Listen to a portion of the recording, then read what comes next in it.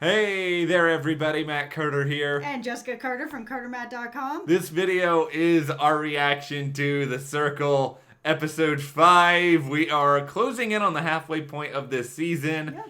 We still have 8 players who are competing. We got a really generous introduction to Alex, a.k.a. Adam, in this episode, and he is playing a game. I don't know if it is the right game, but he is playing a game. Yeah, and I also like that he, along with Alana, had also said that he's got tacos in his bio. You know, Yeah. with all the tacos, today we had to go to Chipotle. Yeah, I know. We are full of tacos because we are really probably the only people that are eating them. They really should have just filmed every episode of The Circle on a Tuesday so that they could have just like shouted Taco Tuesday like LeBron at the start of every episode. We'd all be so much better. Not really. But anyway, before we dive into this, if you like this video, give us a like, subscribe, and hit the notification bell so you don't miss any other updates. I mean, we've got a lot to go through, but I think let's just start with quote-unquote Adam, because if this Adam was like somebody who actually existed as a real person in life, I would like look at him for 2 seconds and just be like, nope, and then walked away immediately. Yeah, he's coming across as just, there's nothing genuine about this person. He's just fluff and flirt, and nobody really wants to deal with that. I wasn't surprised with the group chat that he started up with the ladies of just how down the hole that went so fast. Let's just talk first and foremost about the word arouse. The word arouse is a no-go for public conversation. I don't know anyone who can say that and make it sound okay. No, and I mean, we're both pretty big nerds, and that's not a word that we would know not to use that. So it's a little bit surprising that Alex doesn't know that this isn't a great idea. He should have just went in as like some other sort of persona that he could have played a little bit better other than like a jock. Like, if he doesn't want to be himself, maybe be like some sort of weird hipster with like a giant beard. Yeah, for sure, because he could have absolutely played that, and he could have played that really well. It feels like he went in super unprepared with this, and we have other catfish in the house that went in really prepared for their characters, and he just feels like he's kind of saying whatever he thinks a jock would say without actually knowing what they would say. Like, check out my protein powder and let's work out. And hey, girls, are you aroused? Yeah. What? This is not good. Now, see. No, but it's so entertaining. It's very, like, the train wreckiness of this is glorious, and I appreciate that very, very much. I feel like, as like a writer, if I was to be on this show as a catfish, I would come up with like a binder just full of backstory, because I feel like, at least judging from how like Chris and Shuby are doing on the show right now, that the most successful people on The Circle are people who are just kind of fascinating, where you kind of want to get to know a little bit more about them. If you are just so, hey bros, look at my triceps, you want to have a push-up contest, like, nobody, 2 seconds and you're done. Yeah, everybody who is coming in there and is not feeling genuine, because Miranda had this same problem too, and it's not working with this game. You really have to come across as you are who you are. So while it's fun to come in as a catfish, it seems like the people who are actually doing the best are people like a Chris or Shuby or even a Joey. They're just coming across as really genuine, so what you see is what you get, and you know it. So, and a Sammy even, like, you know what's happening. And then you get people in the mix like an Adam, and you're just like, I just don't know what to do with this, because nothing about it feels genuine at all, and you're in a game where the only thing you can trust are people's words, and his words are the worst. The funny thing to me is that, like, I feel like 1 episode ago I was sitting here and being like, you know, I think the catfish are doing a really good job, and now, I don't know, not the best episode for our buddy Seaburn, not the best episode for Karen, and I just think, ultimately, there's a lot of different nuance that goes into this game, and, I mean, let's focus in, I guess, first on this conversation with Adam and the women. We have talked about the arouse problem of all of it. And yeah, he also just asked like a number of other like really, really personal questions that we do not need to get into here. Yeah, and I'm kind of surprised that any of them ended up answering that. I'm surprised that all of them weren't just like leaving the chat and that he was just going to be left to his own device. And I don't know if you're allowed to do that if you're invited into a chat, but I would assume that you could. Yeah. I was very surprised that there were certain people that weren't like, even Seaburn to be like, hey, you know what? A lady never kisses and towels. Leaves the chat. He still handled it well, but the thing that made this whole situation funnier was that Miranda was the one woman who didn't get invited, and she would have been the perfect person to come in there. She would have played that game like a fiddle. Yeah, it seems like she was, she's shown that she's willing to use flirting as a strategy a lot. Yep. But ultimately, her not getting a chance to go in there and do this, like, she seemed very upset about it, whereas Karen, I think Karen could have cared less about being in that conversation at all. Yeah, I think she just was fine to be in it to at least know what was going on. But seeing a Karen date would have been very interesting. But seeing that it was Seaburn who won this date was tremendous. There were so many good things about this date. Yeah. From something that you pointed out, the fact that he dressed up. Yeah, and this in the tie. To this date, I love him so much. Yeah, the setup here is wonderful. So you got Adam and you got Rebecca up in like their penthouse or whatever for this date, and I even loved before all of this. Sammy's dressing up, Seaburn's dressing up. Karen is just still wearing the same outfit she's worn the entire day. She does not care at all. No. And then you have the gift that's being sent, and Seaburn gets this giant teddy bear. Like, that was hysterical.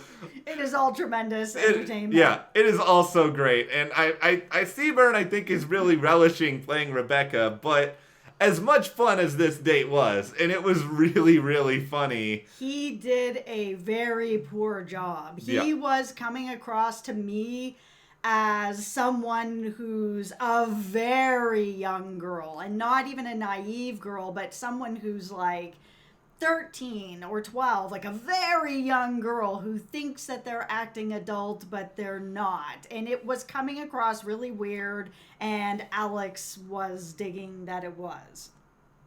This was the weirdest thing about this conversation, because we were basically watching two people catfishing as other people go on a date, and both of them were doing a pretty bad job of it at the same exact time. And I was worried about this at the start of this season with Seaburn, and I thought he got a little bit better at it, but he did. But this was not the episode for that. I just feel like impersonating your girlfriend is a slippery slope, because I almost wondered if it's sort of like, I don't want to embarrass Rebecca, so I can't say anything that's too extreme that she's going to, be upset about after the fact, or people are going to ask her questions about. And I also wonder if that's in his head at all. It might be in his head. I just get the feeling that Seaburn and his girlfriend have a really good relationship. It just feels like it, that she's willing to let him go on this show and be her, and whatever he needs to do to be able to win the money. It just feels like they're very secure in their relationship.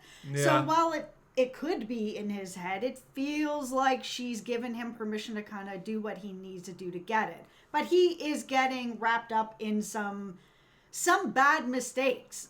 For me, the biggest mistake of this whole thing was after that date, he went and started talking about how close he was getting with Adam and what a great date it was, and how he's, all down the manhole now with Adam, and stars in his eyes, and on and on and on. So the people who he's already in an alliance with, like a Shuby and stuff like that, are starting to get worried that Adam is going to swallow her up and take her away from the group. I think he handled this really poorly. It didn't show too much. Yeah. A little bit with Shuby. It was kind of like, oh God, my alliance must be breaking up now because this is happening.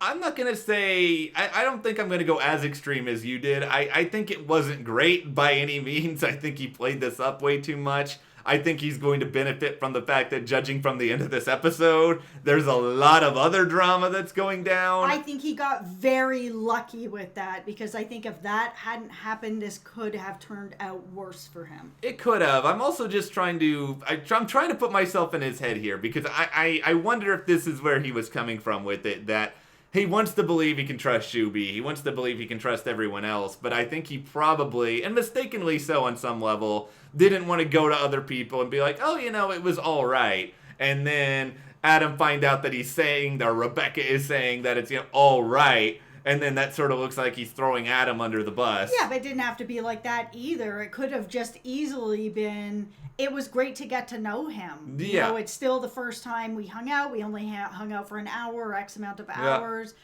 So yeah, it was really nice to get to know him. I had a nice time. That is way different than, oh, he's everything and he sent me this and he's so gorgeous. It started to feel, when I was watching Shuby reacting to it, I was just getting really worried that he was unraveling what he did for no real reason. I think this is how you kind of have to approach it. And this is kind of like what you're saying. I think you got to say, Shuby, I had a great time. We built a little bit of a bond, but, don't worry, you're still my number one.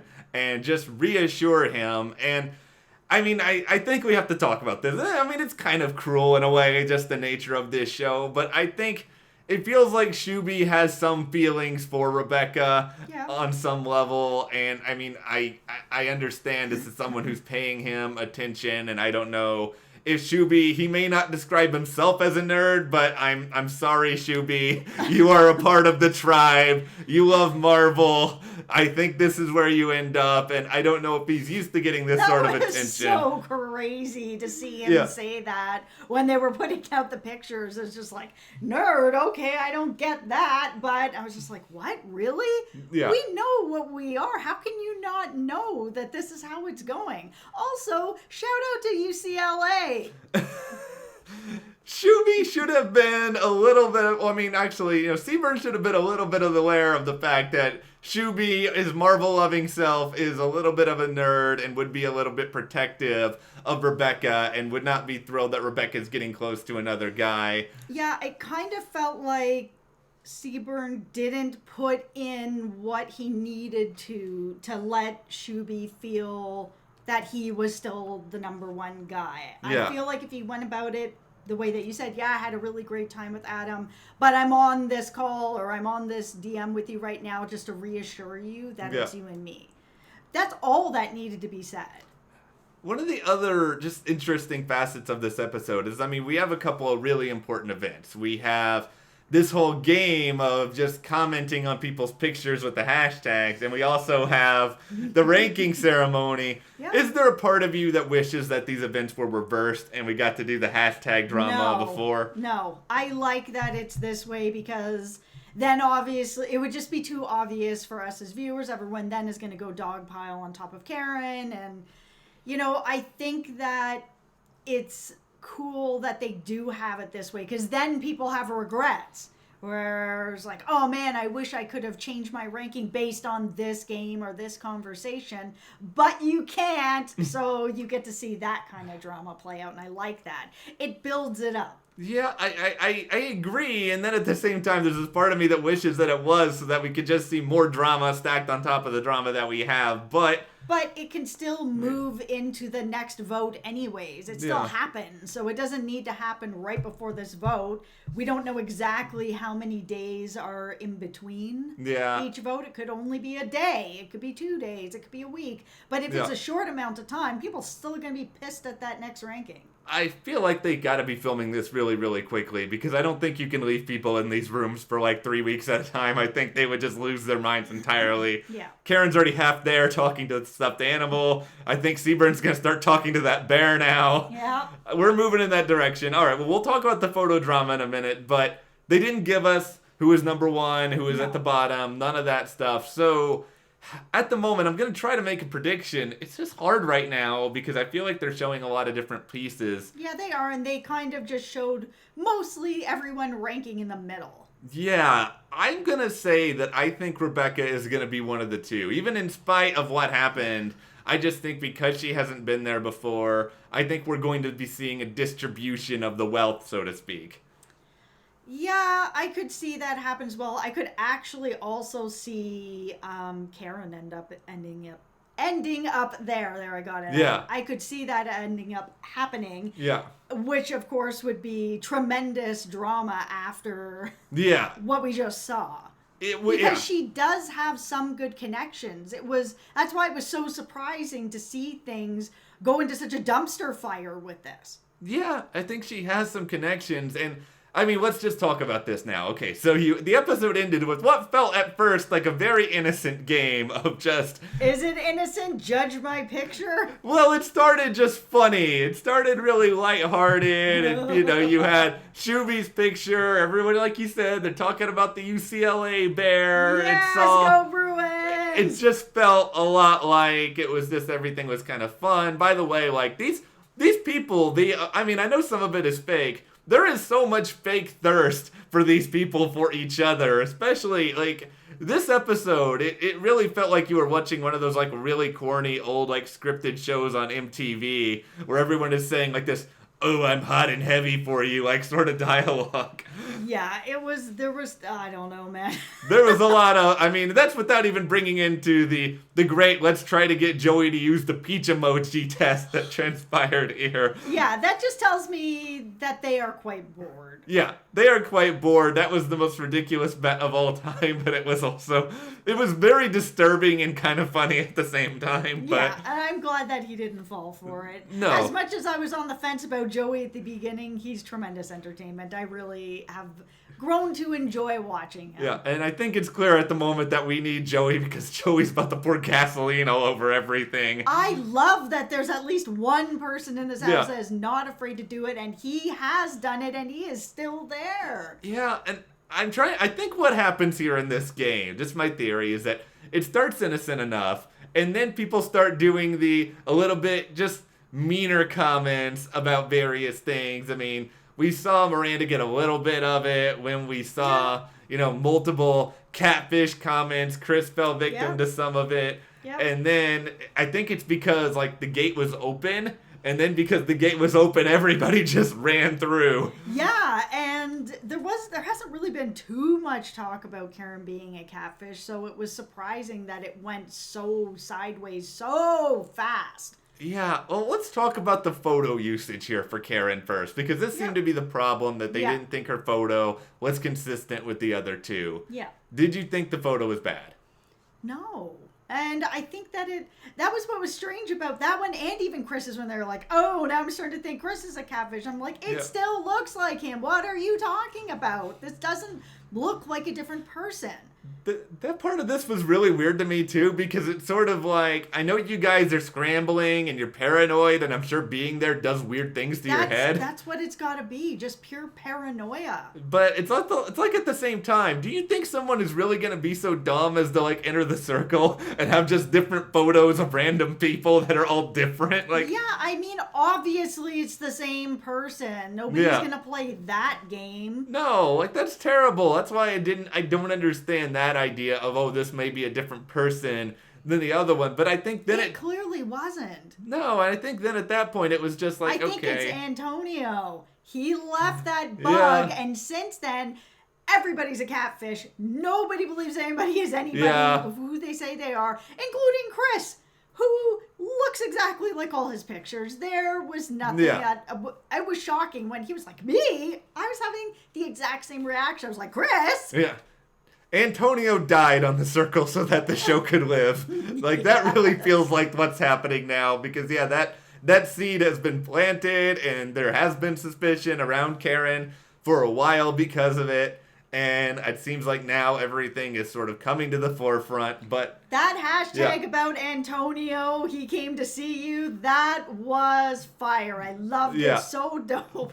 And Karen is, like, actually starting to get visibly upset about some of this. Like, she's been pretty calm, cool, and collected. Because she's been playing a solid game. Yeah, but now the pressure is on Karen. She's reeling. Okay, let's try to put ourselves in Karen's head here. Ask Mercedes, what do you do to get out of this situation?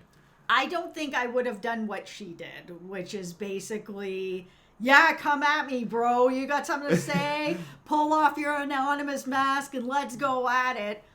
That takes away completely from what her character has been, because her character hasn't been that direct and that, up to having a fight and pull the gloves off.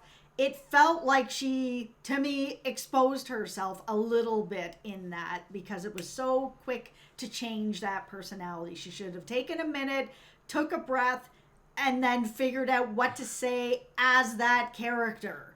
I don't know how to do this, but I would try to find a way to give some version of the, kind of almost what I just said, so I wanted the catfish, so I clearly found pictures of different people, and I'm sharing it to you guys, LOL. Just something that's like, obviously that would be really stupid if I was to do that. This doesn't make any sense, or if you guys, I don't know how to go about it, but what she did and how she went about it and picking a fight right before a vote just feels like such a bad way to go about it.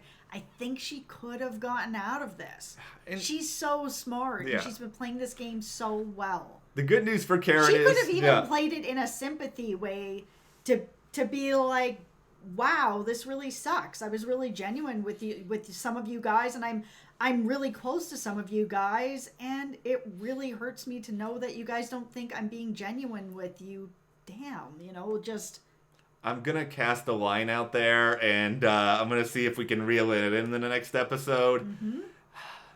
Joey may be the next person to die so that all the rest of the circle can live, because I'm worried. Joey decides to basically push the big red button and say, I'm going to call him out. I'm going to call you out directly. Yeah. Watch Mercedes be an influencer and Joey gets eliminated. I'm a little bit worried about that, because there wasn't a lot of Mercedes really in the middle screen. Yeah. So I'm kind of wondering, is she at the bottom, or is this going to be a spread the wealth and now she's at the top and Joey is going to go home? And that's going to be that. As soon as I come around about Joey, that's what happens. Yeah, I have that buddy. magic touch of sending people home. Well, this is actually what I'm also wanting. I kind of want Joey and Mercedes to be the influencers together, and then they have to go and make a unified decision. Oh my god, that would be so good. That would be so funny, and I would be really, really excited about that. But we shall see. Episode 6, we will be discussing shortly. But we got to know from you guys, what are you thinking about the Circle? 5 episodes in.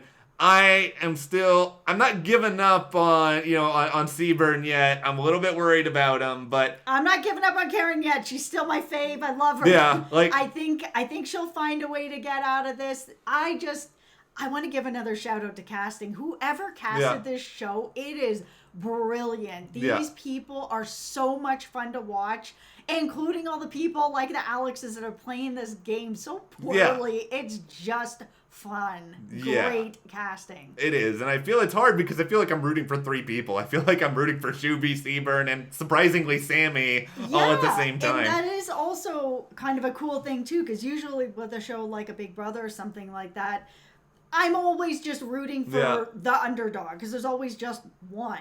Yeah. It's always, the whole house is together and then there's this one person. Well, now I'm on team one person. But that isn't happening here. Yeah, so I think it's going to be fun seeing where we go. I'm expecting we'll have an elimination in episode 6, but we'll see what happens. But yeah, thank you guys for watching. Let us know your thoughts in the comments and give us a like, subscribe, and you can support us further by checking the link in the description to the Carter Matt store. And we'll see you here next time.